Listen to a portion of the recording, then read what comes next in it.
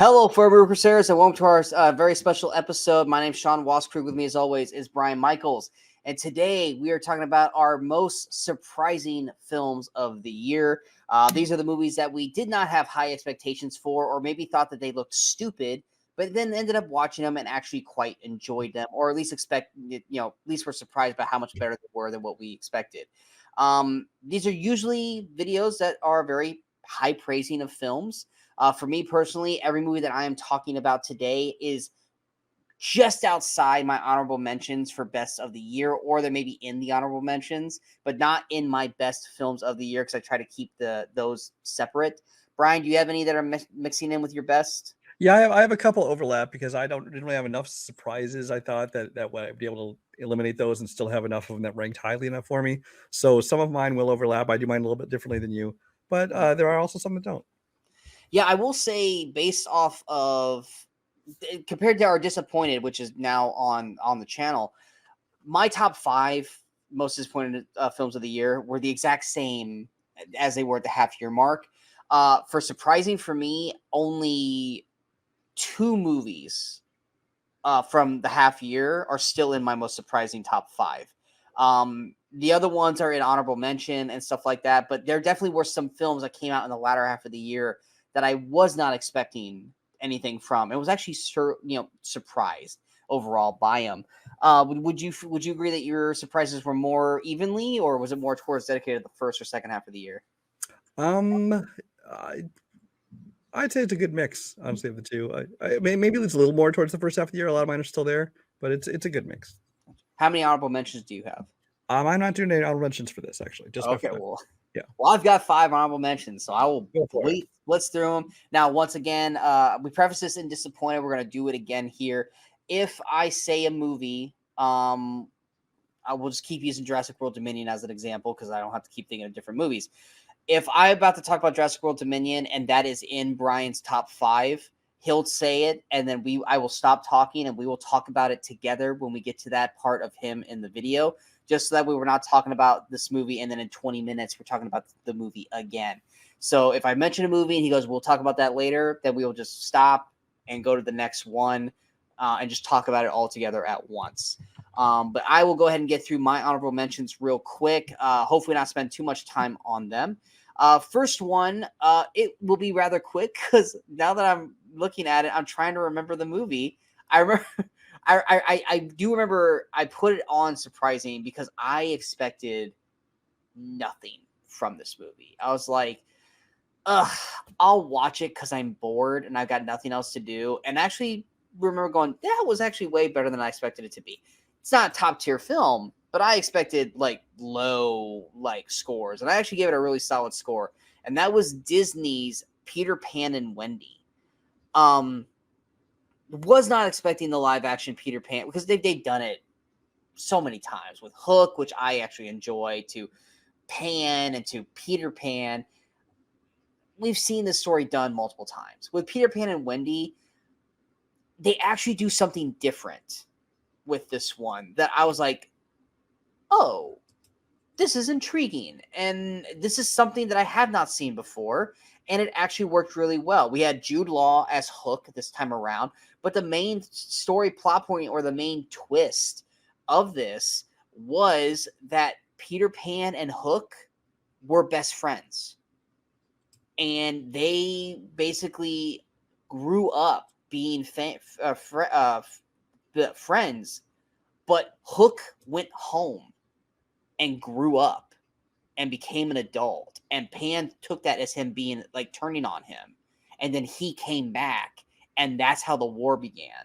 And so you have this different kind of storyline feud with Pan and Hook that we have never seen before, because you always got Hook as like a pirate who just wants to kill Peter Pan and hates children, all this kind of stuff.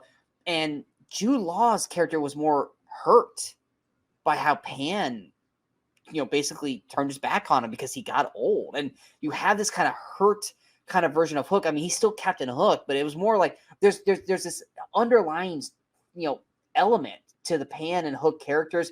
Wendy's actually really well done in the film. The Lost Boys and the rest of the cast are okay, but this is actually a solid rendition to the Peter Pan storylines, and that extra element to the Hook Peter dynamic really is what sold me on this movie. It's really was the thing that made me go, oh, okay, like I was not expecting that, and I actually really, really liked that. And I think that's the reason why this stayed on my list throughout the year, because that element really hit me as like a good for you. You tried something different, and I really enjoyed it. My next honorable mention, what's that? I didn't see it. I know you didn't. You refused to see it, even after I was like, dude, it was actually pretty good. You're like, nah, I don't care. My next honorable mention, you did see. This movie's good. And and the reason why it's surprising is because I am so used to being disappointed by this franchise. I've gotten to the point where I've downright hated this franchise with like every fiber of my being.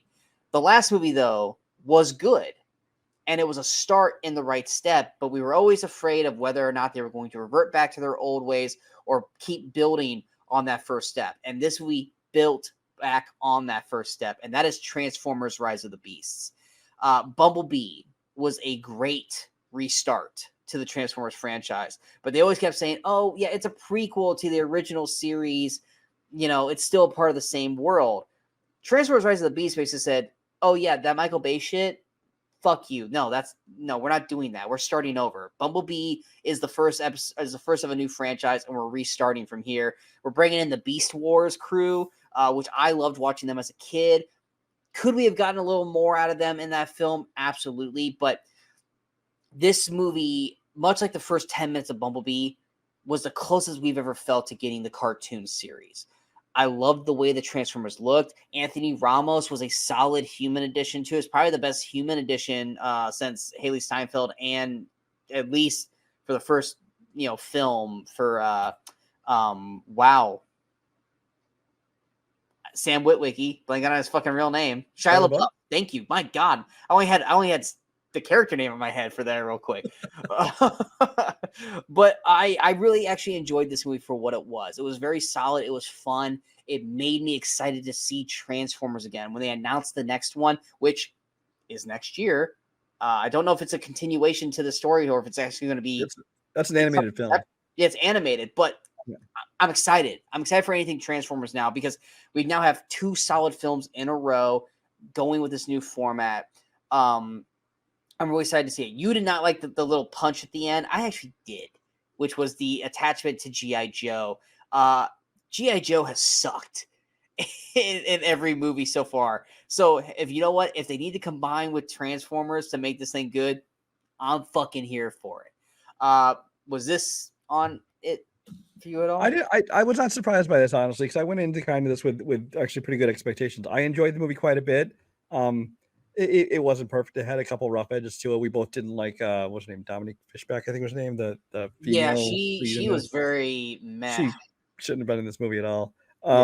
And personally, I didn't have as much attachment to it because I was never a Beast Wars guy. I'd never seen a single episode of Beast Wars or played with any toys. I was a G1 kid. But I mean, I still enjoyed the movie quite a bit. But I went into this with actually pretty decent expectations, and it matched them for me. I was a Gene 1 kid too, by the way. But Beast Wars was pretty fucking awesome. It was one of the very first CGI like animated shows. Mm-hmm. So it was just super cool seeing that, and I loved that it was Transformers. My next honorable mention, this wasn't my top 5 of the first half of the year. It dropped back just because I wanted to add some new stuff into the top 5, and that is Super Mario Brothers the movie. Didn't see it. You still haven't seen Super Mario? I have no interest in it. Oh man, come on, dude! You played the games. I played the first couple. That's all you need to play. But I don't care that much about it. I went into this with low expectations because it's Illumination, and I fucking hate Illumination, the company. Also, it had huge backlash for Chris Pratt playing Mario. I didn't care, but we got Jack Black as Bowser. We got Anya Taylor-Joy as Peach. We got Charlie Day as Luigi, which I thought was perfect fucking casting. And Keegan-Michael Key as Toad. This movie's fun. Are we looking for something super over the top with a hard-driven story? No. All they got to do is show that they can make a solid Super Mario Brothers movie, and they did. Seth Rogen as Donkey Kong, I didn't think was going to work, but it actually was quite fun. I enjoyed Donkey Kong whenever they're on screen. This movie made a shitload of money, so we're going to be getting a lot more of it. And I'm here for it. I think animation-wise, it looked gorgeous. It's probably one of the best-looking Illumination films they've ever made. I just watched this movie and was just smiling the whole way until they played Peaches. God, that song sucks. I hope to God that does not Really, get that's all I hear from everybody. Is like, so, oh, that's such a great song. It's so hilarious. Oh, you love this song. And I'm just like, that's one of the things that kept me away from him. Like, this song. That's the one thing I hated about And this I movie. like Jack Black and his style of music and humor, but it So seems do to me like I, they but shoehorned it into this movie. But Bowser wouldn't be singing a love song about Peach, and that was my problem with this, is that Bowser shouldn't be wanting to marry, well, actually, he does want to marry Peach in some games, but him singing a song ballad about, her, no, Bowser wouldn't do that. Jack Black is great, but yeah, they really forced that thing in. Now they're trying to get an Oscar, and it's like, this song's not even good enough to be in an Oscar, so please stop. But outside, and I believe they already released the short list of potential nominees, and it's not on it. So thank God. I love you, Jack Black. I do. I can't wait to see you come back as Poe in Kung Fu Panda next year. But Peaches is not good. It really isn't. I also love that they explained the reason why Chris Pratt doesn't sound like Mario in the game. They explained that right away, and I was totally okay with it. But I had a whole lot of fun watching this movie. I've watched this a couple times since it's come out, and I still enjoy the hell out of it. My next honorable mention, or not honorable mention, next honorable mention. This may be on your list, so I'm just gonna say it, and if we're gonna talk about it later, just tell me. And that is Scream 6. No, really, I figured that would be in your surprising.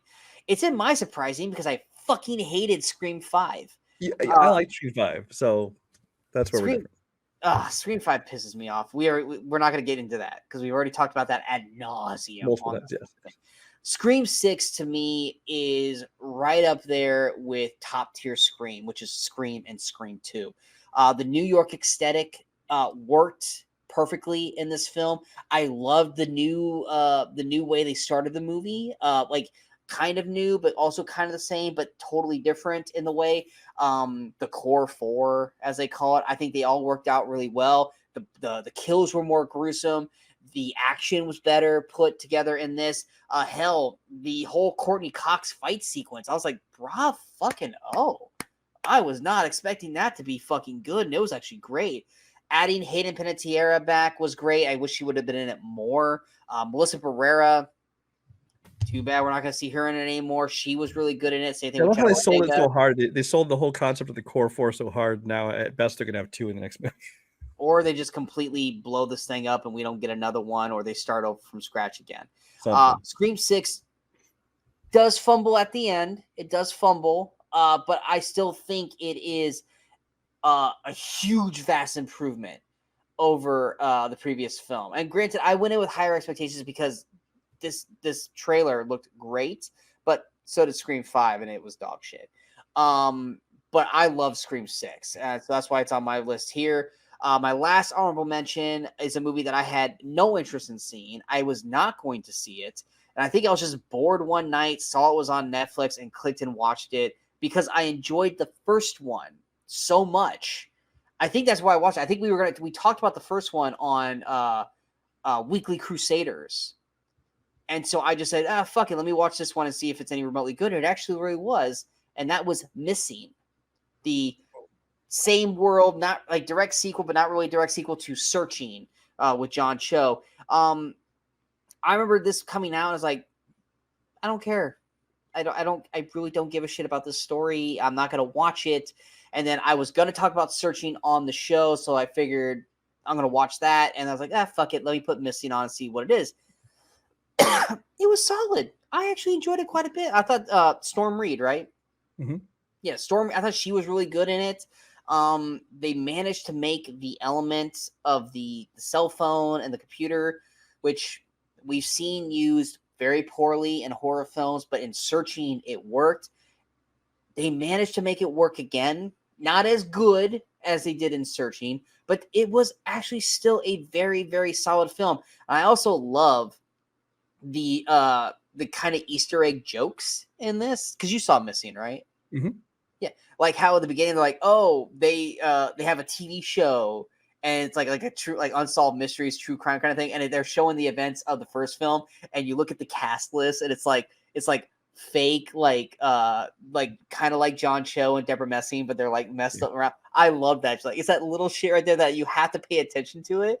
And I was like, bravo. That makes me happy. It's little shit like that makes me happy. But it's actually a very, very solid. I wouldn't call it a sequel. It's like what a spinoff movie. What would you call it? If anything, a spinoff. I think it's just another movie that happens to take place technically in the same universe. Like, it's basically its own movie. Yeah. But yeah, I was generally surprised. I was surprised. It's not going to be in my top 30 films of the year, but when I went from like I refuse to watch that film because it looks, just like a cheap ripoff, to damn, that was actually pretty good. That's the whole reason why we make this list every year. I already know this is not on your list, so let's go ahead with your number 5 most surprising film of the year. My number 5 most surprising film of the year is on here for 2 reasons. One, A24 makes a lot of shitty movies. I said it. They've made a couple good ones. His A24 is my illumination. Most A24 movies are not. Let me just say, not for me. There are people who love that kind of movie. Great, go see them, enjoy them. Not for me. And 2, most horror films these days suck, and they all kind of look the same. I mean, there's obviously the big ones, the Scream and things like that, but there's like, especially when talking about ghost stories and things like that, and it's supernatural, they all tend to kind of be the same. So I feel like I know the movie you're about to say. When they came out with this movie, I'm like, watch the trailer. I'm like, the trailer's intriguing, so I'll check it out. So I'm talking about the movie Talk to Me. Talk to Me is a movie that it's not making my top list of the year or anything like that. So but it's a movie that I was just surprised because I actually thought it was a very solid horror movie. Like, if I was talking about my favorite horror movies alone of the year, it'd make my top 10. I mean, I don't know if there have been even that many horror movies to see, but I enjoyed it. I thought that the performers in it, I think, did a great job, especially the lead girl. I don't know her name offhand. I thought she did very well. The directors, I thought, did a great job of setting kind of a tone and a very kind of unique style to it, and they had a definite sense of dread. And the way it was directed was very creative. I think they're 2 guys that came from like YouTube or something like that. It's 2 brothers. It's 2 brothers, and so and me, of course, and you know me, I hate celebrities that come out of social media. So if I had known that ahead of time, I probably would have gone in there with a chip on my shoulder. But I actually was quite impressed with what they did, and I'm curious to see what they did next. Again, I'm not saying it's the best movie of the year or anything, but I was surprised that I enjoyed an A24 horror movie. This movie's so fucking overrated. It's so every year there's a horror movie that people blow way out of proportion. Last year was Barbarian and Smile. This year it's Talk to Me. I would like to point out that Sean and I have the exact same rating for it on Letterboxd, though. I didn't hate the movie, but people are talking about it like it's one of the best films of the year, and that's what's irritating me about this. I've listened to at least. Yeah, I haven't heard that, so I guess I've been able to avoid that. Yeah, I've watched about 5 people's top films of the year, and this has been in each one of theirs. And I was like, this is not in my top 5 films of the year. No, I was like, what are you guys watching? If that's your top fucking 5, like the premise is intriguing, but it's also like, how fucking dumb do you have to be to do this shit? Granted, look at today's world. They are that dumb. It's just more or less like the initial premise of it is very, very intriguing. The start of this movie is actually really intriguing, but I felt like as the film went on, it started to kind of unravel on itself. There is a good movie in here, but I felt like it fell apart at the end. And people were just blowing this movie out of proportion all year that it actually made me kind of dislike this movie. I'm not at like It Follows levels, because that's a whole other fucking realm. But it's right there with like Smile, where people are like, oh my god, Smile is terrible. Like, no, Smile is this is so much better than Smile, though. Come on. It is better than Smile. But it's getting that to that level of people like talking it up so high. I was like, it's fine. It is fine. It is not great. It is what it is. I think like literally when we do our rewards at the end of the year or in like February, I am going to fight you on nominating this for most overrated film of the year, at least as a nomination. Because I'm so sick and tired of people talking about this fucking movie. You'd be surprised how many people have asked me, have you seen Talk to Me? Yes. It was so good. It was okay. What? Yeah, it was. I'm not giving you more than that. And that's 90% of the conversations that I've had with people about it. At least they're not quoting it like fucking Napoleon Dynamite. But I digress. My number 5 is a movie that I keep bugging you to watch, and I don't know if you did or not. I told you, watch it with the mindset of this thing, and I guarantee you it might be enjoyable. This movie came out 2 weeks ago on Apple TV, and that is The Family Plan.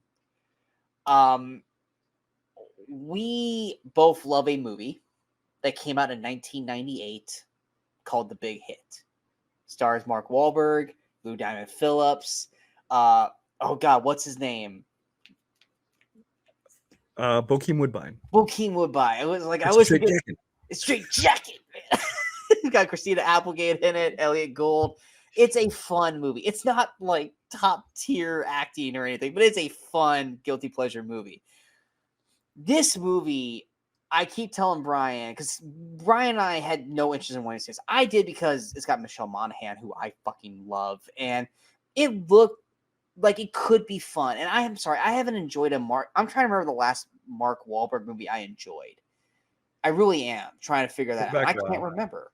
What's that? It goes back a while. It goes back a while. Like I think almost like 8 years. Whenever the fuck the other guys came out, because I loved him in that, but I can't remember a movie since then that I'm like, oh, I really enjoyed this. Isn't that the guy's like 13 years at this point? Anyway. Yeah, pretty close. I have to go back and look. But I'm watching this and I'm hearing the premise and I'm going, wait a second. This could be a backdoor sequel to the Big Hit. And Brian's like, no. I go, no, listen. I kind of explained it. And he's like, maybe. I go, if we pretend that this is a sequel to the Big Hits, this could actually be fun. And you were like, I'm not buying it. I was like, well, I'll watch it. And I'm sorry. I went into it with that mindset. It doesn't fully line up, but it about 75% lines up, and that's more than enough for me. But even if you take the Big Hit sequel out of it, this is a fun, solid family action film. I think Mark Wahlberg's having the most fun he's had in a long time. I think this is the kind of Mark Wahlberg I enjoy watching. It's not him trying to do the religious movie like what's a Father Stew. It's not him doing the freaking douchebag army movie or like the what was it? The Boston Massacre marathon. What was that? Oh, movie? Patriots Day. I fucking hate that film. So that movie made me hate Mark Wahlberg. But he looks like he's having fun. A fun Mark Wahlberg is an enjoyable Mark Wahlberg.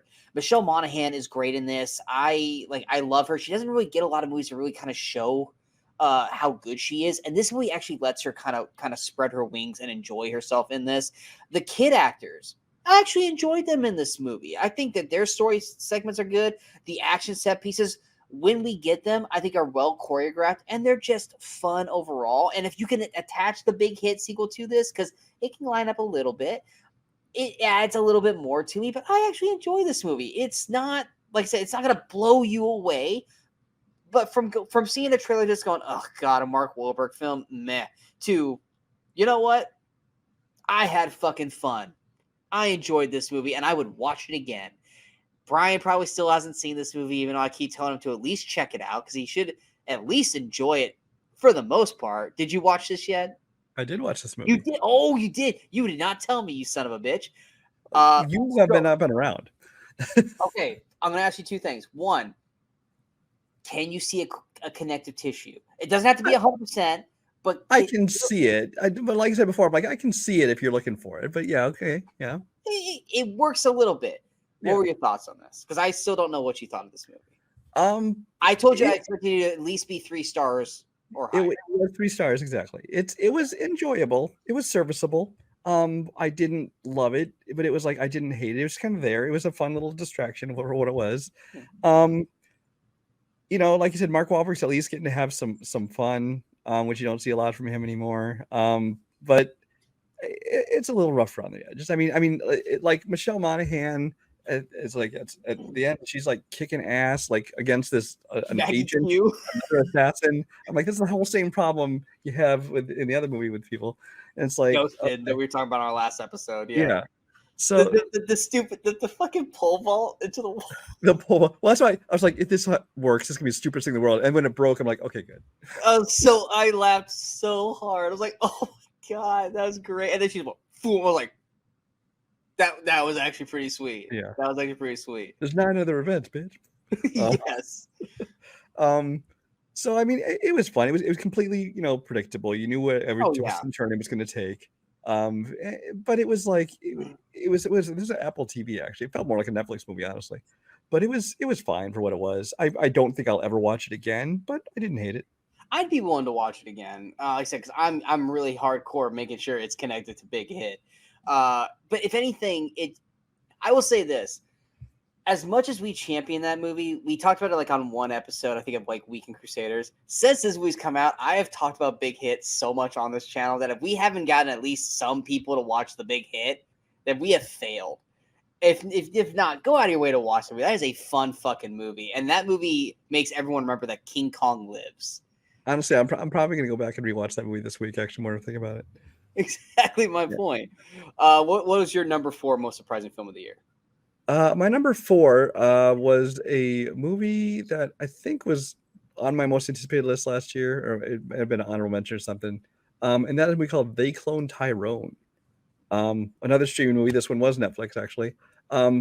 This one, it's another first-time feature director. His name is, I believe it's pronounced Jewel or Jewel Taylor. And he's just another one of these guys where it's like, I'm really curious to see what he does next, because it's kind of a fresh new voice on the scene. Because this movie, it's a social commentary told with like this blaxploitation style, but it's in like a modern setting, even though everybody's like dressed like the 70s and stuff like that. And so it's like this real kind of weird surreal style to it. And like I said, it's kind of a science fiction story, but then you have the whole blaxploitation style, and they're digging their teeth in, especially Jamie Foxx. It also has Taylor Paris and John Boyega. And John Boyega does a great job in this. John Boyega is one of those guys who you saw. Most people hadn't seen him except for maybe Attack the Block before Star Wars. And you saw Star Wars, and like, okay, he's going to be one of those guys who like he doesn't really do anything outside of Star Wars. This is like going to be the peak of his career. But then I've seen him in other things like The Woman King, and like in this, and in Breaking. It's a movie he did a great job in Detroit. And I think he's got a lot of talent. I'm curious. Like if they kept doing Kang, I'd want him to do it, even though he's already said he wouldn't. Yeah, I would have loved to have seen him take the Kang position. Yeah, he's already said he wouldn't take it though. But if they even keep going with Kang, that's a whole nother story. But this is a movie. It's like I said, it's a unique voice. It was a fun story. It did kind of keep you guessing through the end. And while it is having fun with it, it still does kind of have that underlying social commentary. So it has something to say. It's not just pure entertainment. And it was just a real surprise to me, because I'm like, this is a movie I was curious to see based on the cast and the concept. But I really enjoyed this movie. Yeah, I agree with most of what you said there. This was definitely an interesting film. We really knew nothing about it. We had been talking about this movie for about a year and a half, because we were like, man, when's this movie gonna come out? Like I remember we saw it's one of those ones that Netflix announced the title, but you have no idea when it's coming out. Yeah, like we had that one picture of them like in the elevator waiting. We're like, what is this? We finally got like, well, that is definitely not the movie that we thought we were gonna get, but okay, here we go. And you're watching it, and it's like, it was one of those things like, it's solid. I'm waiting for it to shift into its second gear. And it was when they showed my boy, Mr. Hacky Sack Yellow Sweater Man himself, Kiefer Sutherland, become like the villain. And I was like, oh, you have me now. You brought Keith in, I'm in. But then you didn't utilize Kiefer the way you wanted me to, which was kind of a disappointment for me. I think this is a solid sci-fi film. I think, like you said, everyone is great in it. I wish they would have done a little bit more at the end, where it's like in the end it just kind of goes, off the rails. I feel like there's a lot of story there that they could have touched a little bit better on, especially with the way how it ends. How like they went to like, what was it like? It was a different state. Wasn't it in California or something? Something like that, yeah. Something like that. So like it left it very open ended. Like, are we getting sequels to this, or is this just kind of like, hey, we're just throwing this random thing out there? But it's a very solid film. I enjoyed it for what it was. Definitely not surprising for me, because I really had no anticipation for it at all. So it was just kind of like, all right, that was cool. My number 4.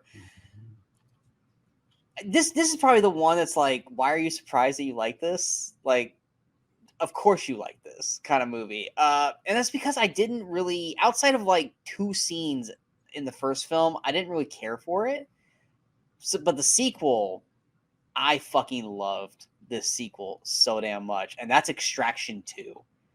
Like I said, outside of the one take in the first film, and then like the bridge scene in the first film, Extraction 1 is very kind of meh the whole way through. Extraction 2 is fucking amazing. It is so fun. It is a fucking video game. It is shot to perfection. Chris Hemsworth is great in the film. I think the villain's better in this one. Granted, they could have probably used a little bit more story, but I think compared to the first film, it's considerably better. The action set pieces are just, dude. I mean, they're so literally when we have to do action pieces of the year, that is going to be like, we usually try to keep it at 10. My list has like 30 fucking scenes in it, and like 5 of them are from this movie. It's going to be really, really hard to kind of decipher it. This movie is so fun. It is so fun. And so many just, like I can just like in my head right now, I'm having like all these scenes flash in my head of just awesomeness from this movie. Like I said, I don't know why I'm surprised. It's probably just because I wasn't like, when I heard like the main Extraction 2, you and I were both like, didn't he fucking die at the end of the first movie? Like, how are they gonna fucking play this shit off? Yeah. And we were kind of just more like, all right, whatever. And then we both watched, we were like, dude, that was the shit. But yeah, that's my number 4. Is this on your list at all? Probably not.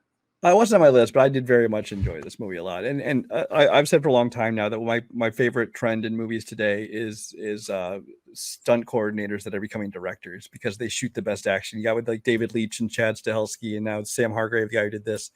He was another guy who started out in stunts.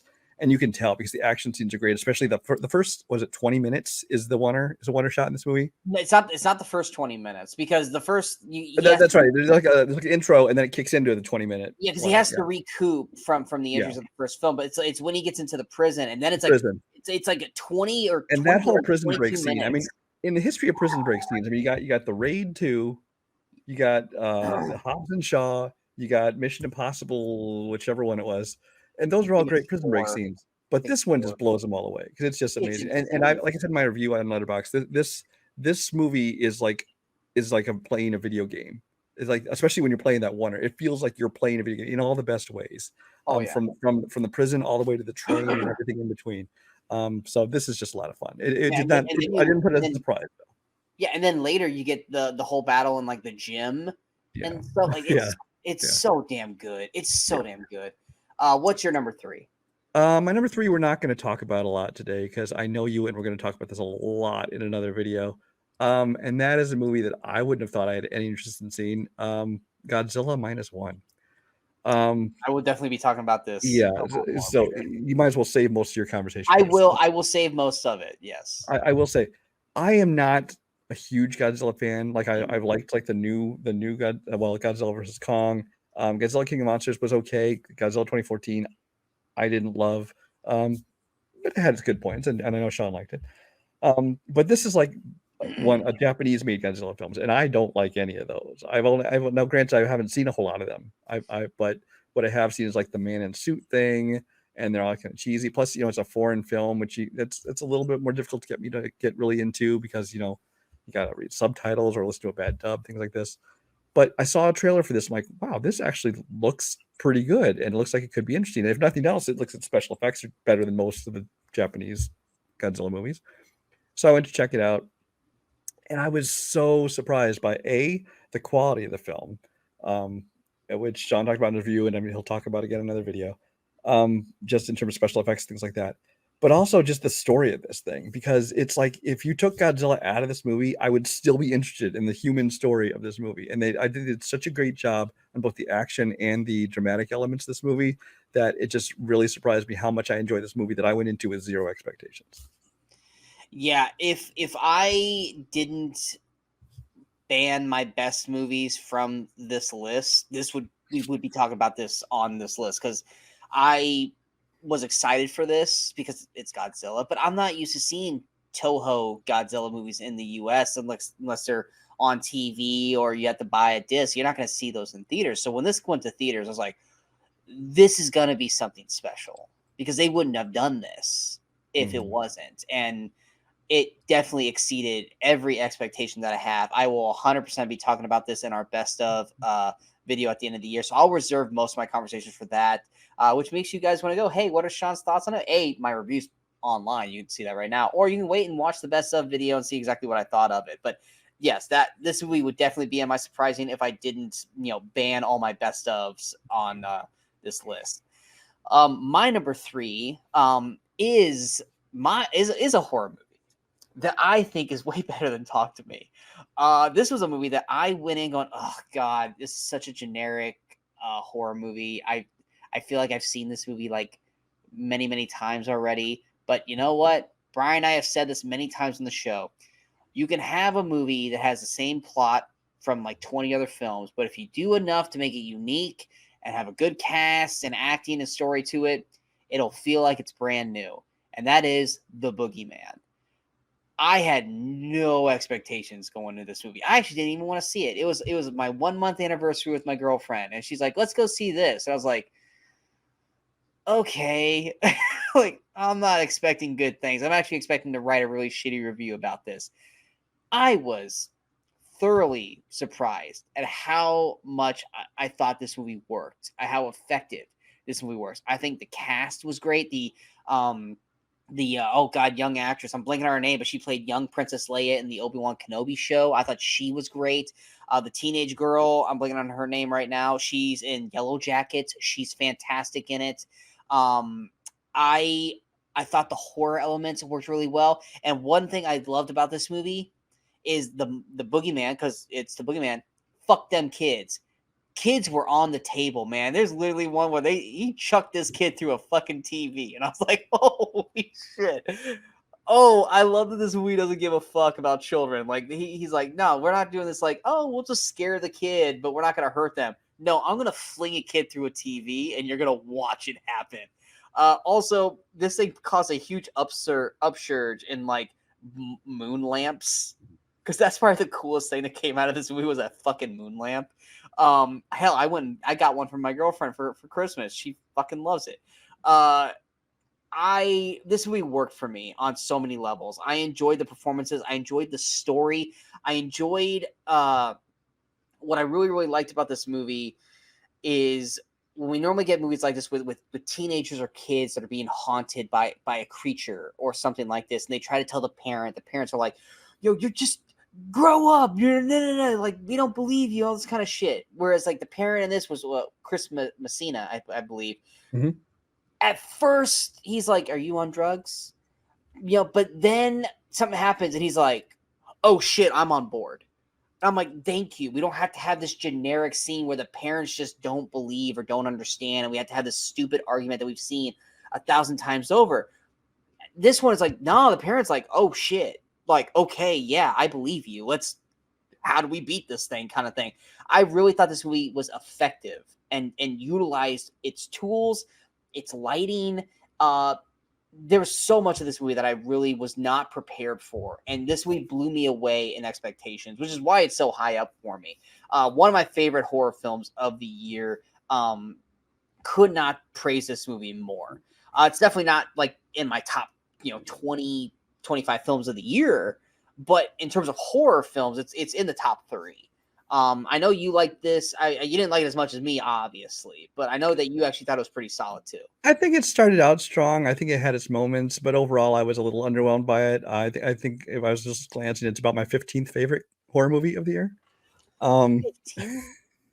There's a lot of good horror movies this year that I enjoyed. I don't think I've seen 15. And this one, I thought was decent. I just think that there were things I didn't like about it, and they kind of balanced out the things I did like about it. So it was all right. What was your number 2? My number 2 is another horror movie. It's a horror sci-fi movie that most of you haven't seen yet because I already know where you're going with this. Hulu refuses to actually promote their films. They just kind of drop them. And this is a movie called No One Will Save You, starring Caitlin Dever. Directed by Brian Duffield, who you don't know his name. He hasn't really directed but one other movie called Spontaneous, but he is also the writer of things like Love and Monsters, the Babysitter movies, Underwater, some other things like that. Um, and this is a movie that we basically just wanted to see because of Caitlin Dever, for the most part. Let's be honest. Didn't know much of anything about it. Even like the night I went to sit down and watch it, we had seen a trailer for it that still didn't really tell us a whole lot about it.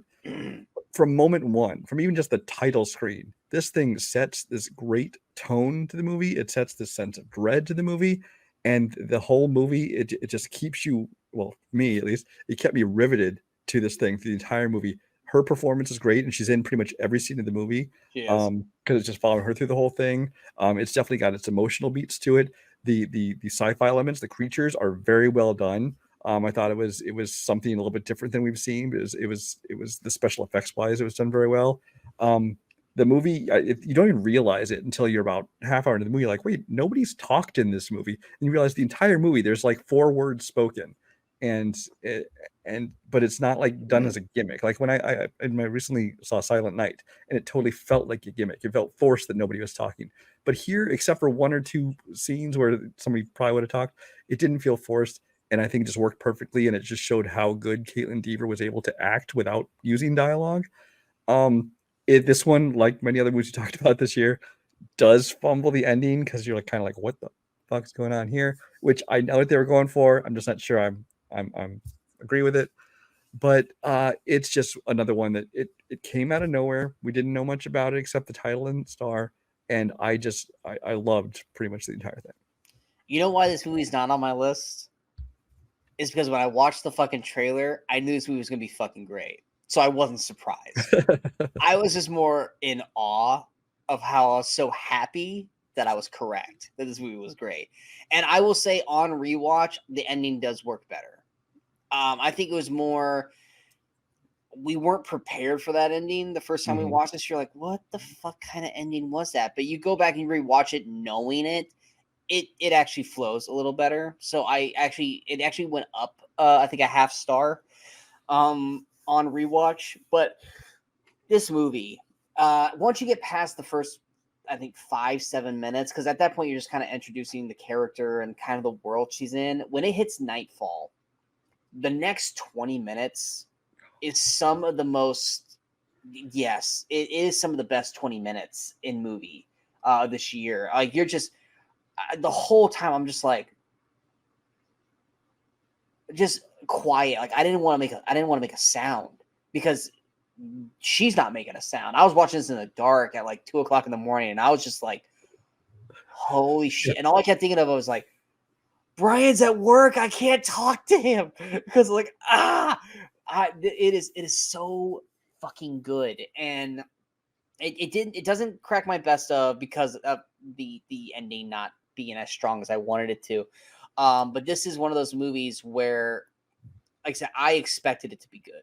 I expected to love it because that trailer was so strong. I probably should have put that as at least an honorable mention because it deserves to be talked about. So I'm glad you brought it up. But yeah, No One Will Save You. Once again, Hulu quietly has some of the best movies. But they don't advertise them worth a shit. But yeah, No One Will Save You is great. I'm excited to see what she does as Abby in The Last of Us. For anyone who knows the sequel, she's playing Abby. I don't know if I love the choice of her as that character, but you know what? I believe in Caitlin Dever. She's gonna have to fucking put some muscle on though. But I'm excited to see what she does with it. But yeah, No One Will Save You is fucking great. Like I said, the ending, you may not like it the first time. Like I said, second, third time you watch it, it does narratively flow. My second most surprising film of the year, it was one of those, like, I heard about it and I was like, oh, this is going to be fun. And then I saw the trailer and I was like, oh, this isn't the movie I thought it was going to be. I don't think I'm going to like this. But then actually watched it. I was like, you know what? Trailers can, well, it's not that the trailer was misleading. It was just, it seemed so far out of left field of what I thought the movie was supposed to be about that I went in with low expectations and it blew me away. And that was Tetris. I love Taron Egerton. I'll watch him in pretty much anything. And when I saw this, I was like, oh, he's the guy who creates Tetris or stuff like that. Like, this is going to be fun. And then you watch the trailer and it's like Russian espionage and all this shit. Because granted, I didn't know the true story of Tetris, but I'm watching, I'm like, this isn't about Tetris at all. This is just a spy movie, which I'm not against a spy movie, but don't lie to me and tell me it's about Tetris and then have it not be about Tetris. Oh, how wrong I was. This movie is about Tetris, but also about Russian espionage because of Tetris. This movie's fun. It really is. It looks like it's gonna kind of be dry and boring, but Taron Egerton is great in the film. The cast around him. Sorry, it's like 5 o'clock in the morning. We're still shooting. The cast around him is really solid. The action a little unbelievable because it's based on a true story, so they do take some liberties with the story.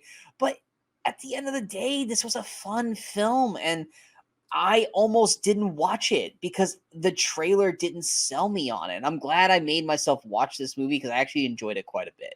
What was your thoughts on Tetris? I enjoyed Tetris. I think again, I think you enjoy it a little more than me, but it's another.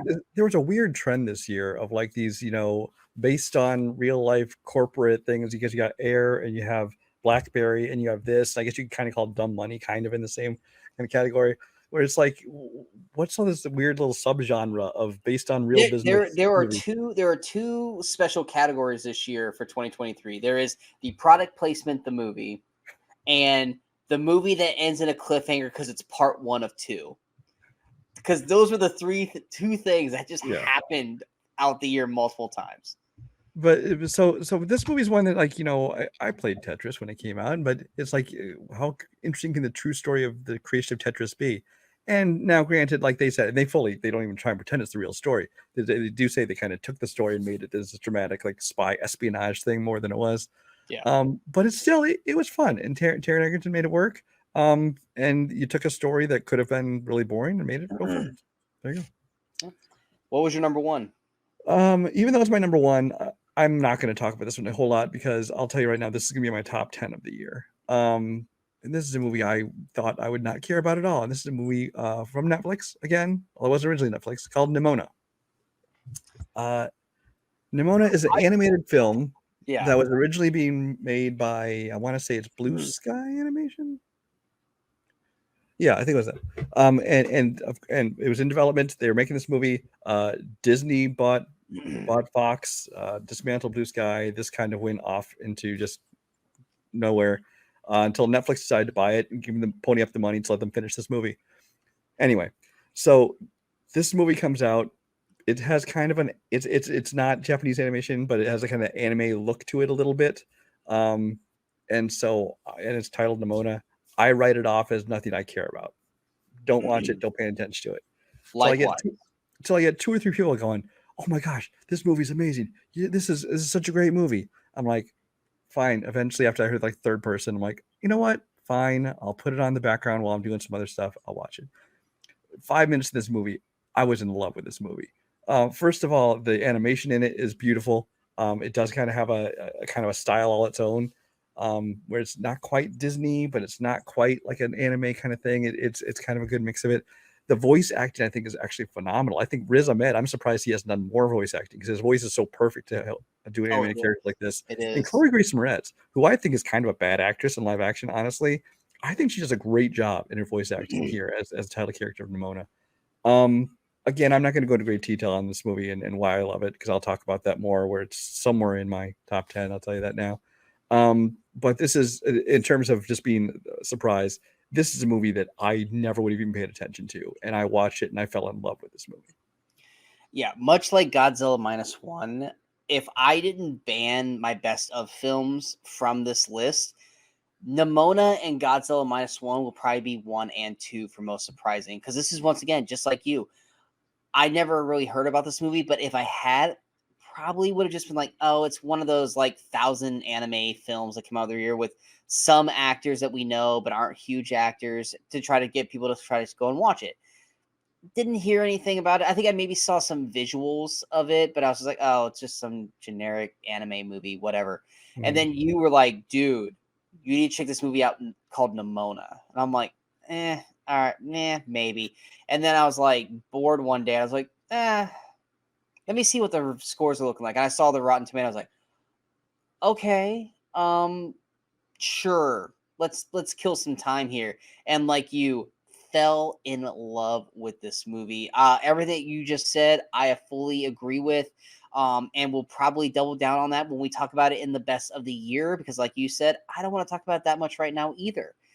Because it deserves to have its own time, and that it will be in the best movies of the year, because it definitely is in my ranking for best films of the year.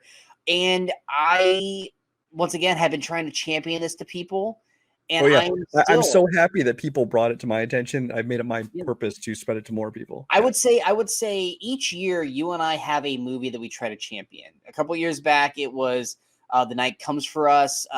2 years ago, it was In the Heights. Last year, And Harder They Fall. And Harder They Fall. Last year, it was wow. I had it and then I lost it when you said Harder They Fall. Oh god, what movie were we champion last year? Shit. You just keep talking, I'll find it. Oh, RRR. Oh yeah. Yeah, it was RRR. We were champion RRR for everybody to watch that movie because no one wanted to check it out because foreign film. And this year it's Nimona. Nimona is that film. It is such a great animated film that people aren't even batting an eye at. It infuriates me knowing that it's not going to get any awards recognition whatsoever. There are movies that are getting nominations like Disney's Wish, and it's like, you guys clearly never watched Nimona, because Nimona blows Disney's Wish so far out of the fucking water that it shouldn't even exist.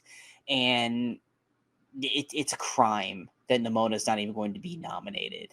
It deserves it. There's a certain film that really stands in its way out of potentially winning it, but it should be in the running, and it's a crime that it won't be.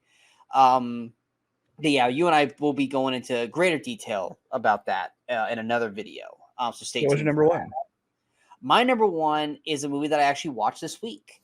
And the reason why it's my number one is because, much like Missing, I had no interest in really wanting to see this movie. The trailers were weird, and I was just like, this it's almost just turns me off. Like, I don't really care to see this, but I just kept hearing word of mouth, talking about the performances and everything. And I was like, you know what? I'm kind of trying to get as much watch for proper ratings and stuff. And I actually really enjoyed this film, and that's Poor Things. I fully was not prepared to watch this movie. I didn't like how it was kind of being portrayed in the trailers. Emma Stone just kind of acting just very like sporadic through the movie, how she moves and walks. It just really wasn't something that even though we like Emma Stone, it just wasn't something that was really gravitating me towards wanting to check out. It just looked like one of those weird movies. Now, granted, I'm not even going to attempt to say the director's name because I know Yorgos Lanthimos. Yes. I did watch The Favorite. It was fine. It was a little weird. It was fine. So I kind of knew what I was kind of getting myself into, but I still wasn't prepared because this movie is out there. And I said this in my review that I shot earlier this week. You have to be on board with the weirdness and the kookiness of this movie. If you can't get on board with it or be prepared for it and just ride the wave, then just don't watch it, because you're not going to be able to grasp what this movie does. If you can get on with it and be okay with whatever weird shit you're going to see, then I think you're going to have a good time. Emma Stone does put on one of her best performances I've ever seen. I'm not going to say it's her best, but it is it's definitely, if it's not number one, it's 1A, 1B. What? Why are you laughing? I think you unintentionally said it, but you said one of her best performances. Which fits this movie very well, apparently. Yes. I didn't even slip of the tongue, apparently. Yes. There's a lot of sex in this movie, and Emma Stone flaunts it like crazy. So kudos to you, Emma Stone, for doing that. Mark Ruffalo, my favorite performance ever. He is so batshit crazy zany in this. I was like, I'm just having fun watching him just go off the rails with this. Like, it might not be like a performance where I'm like, I love Ruffalo in this. No, I do, because he's such a asshole, but like off the rails asshole, like almost like, and I'm gonna say this and you're gonna go, really? And I don't want you to like think exactly like this, but when I say off the rails, I'm talking about like almost like Jim Carrey to a point, because how Mark Ruffalo is. He's very just kind of like this one way, and he's just off, and it works. It's such a performance that I wasn't prepared for, that I was like, I am just enthralled in this performance for Ruffalo. Willem Dafoe, he's great in everything. He's great in this.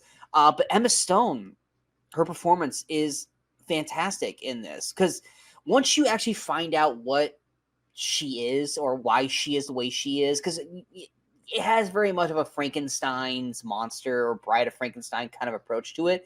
But when you do find out why she is the way she is and why she acts the way she does, it actually kind of opens up the story elements of her a little bit better and a little bit stronger. And you watch the growth, because this is very much a coming of age movie. And I know you like coming of age movies, and it is in its weird, kooky kind of way.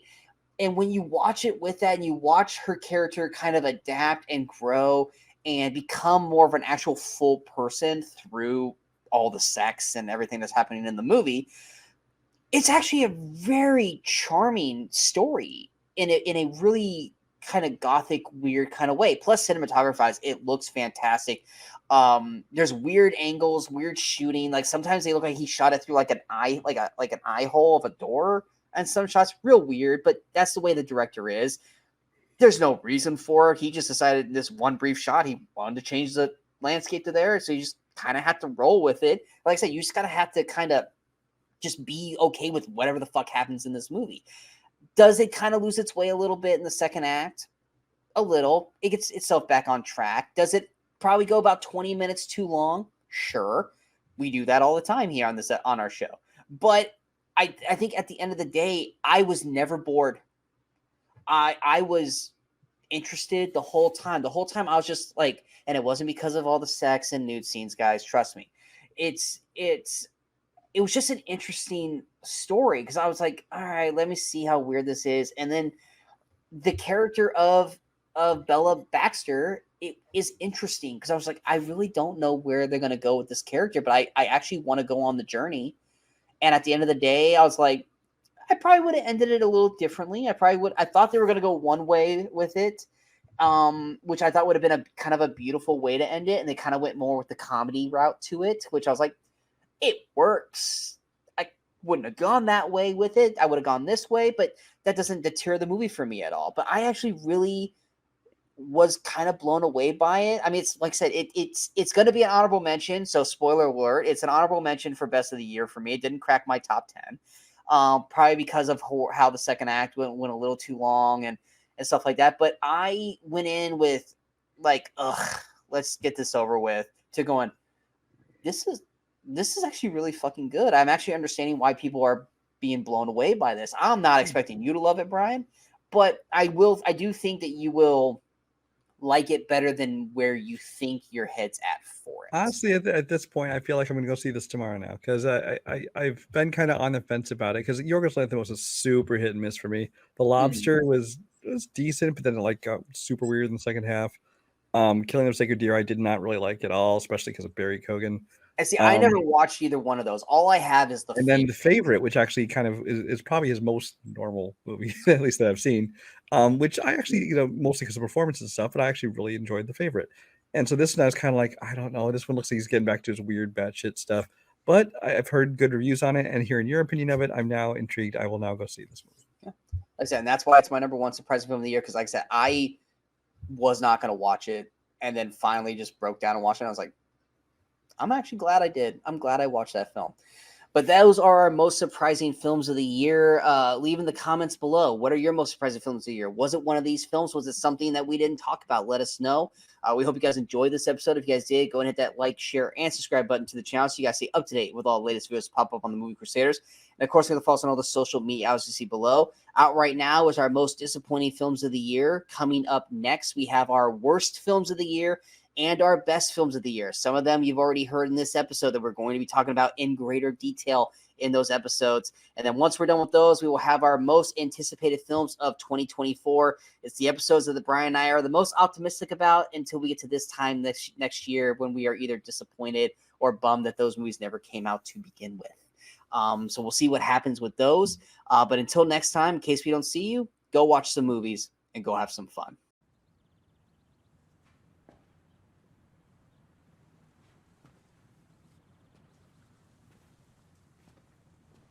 You're still here. It's over. Go home.